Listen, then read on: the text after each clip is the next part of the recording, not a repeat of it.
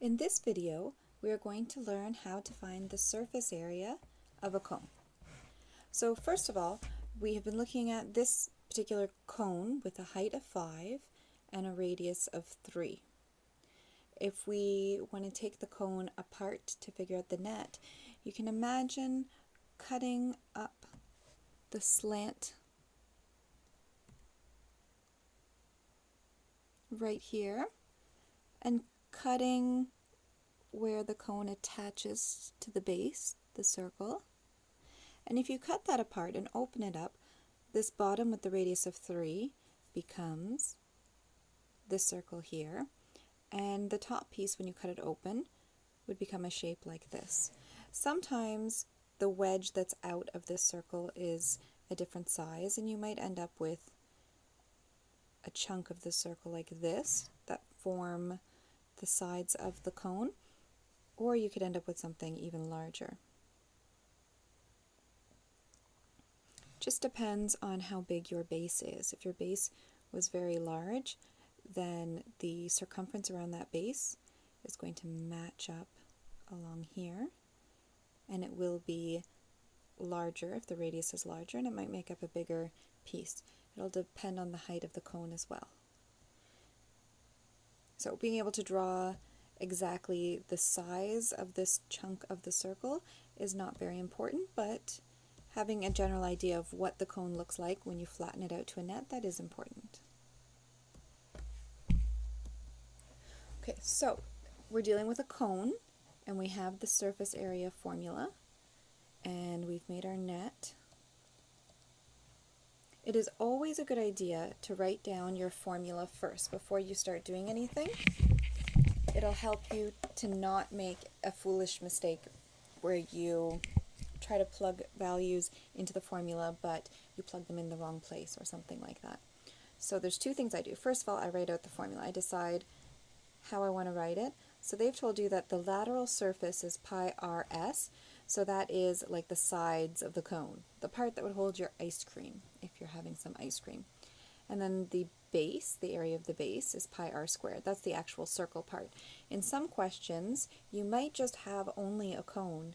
Maybe it's an ice cream question and they're asking you how much of the special sugar cone batter shape will it take to make this ice cream cone. Then you don't need the circle because it's open.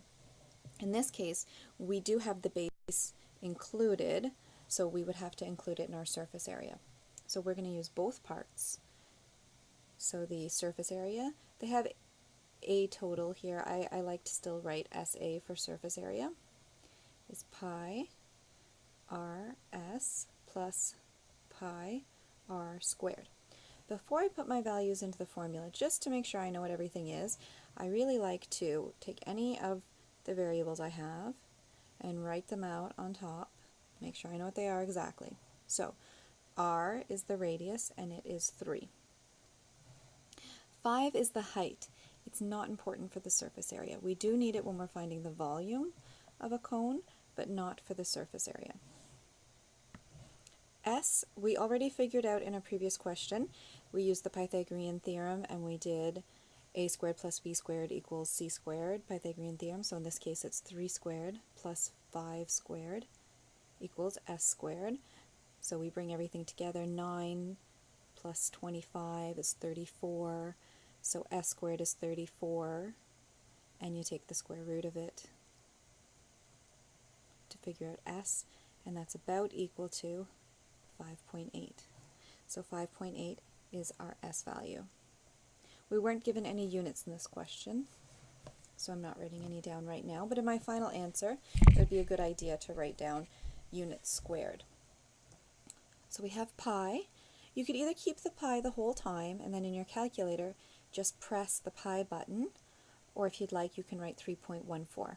I think it's easier to just write these little 3 lines to make the pi than it is to write 3.14. So I'm going to continue with that. 3 for the r, 5.8 for the s, plus pi r squared, 3 squared.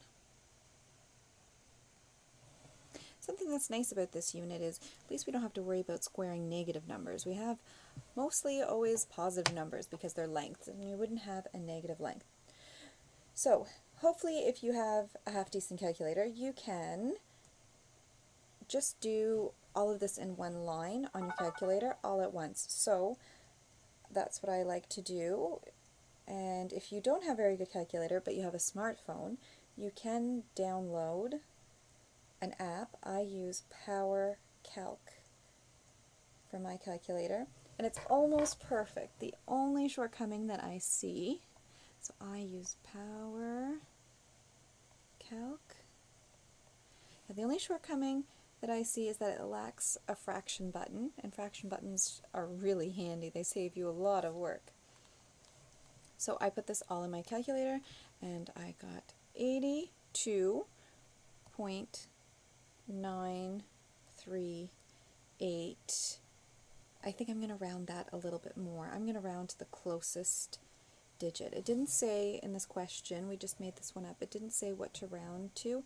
I'm going to round to the closest tenth. That's pretty reasonable. So 3 is below 5, so it just rounds down to 9.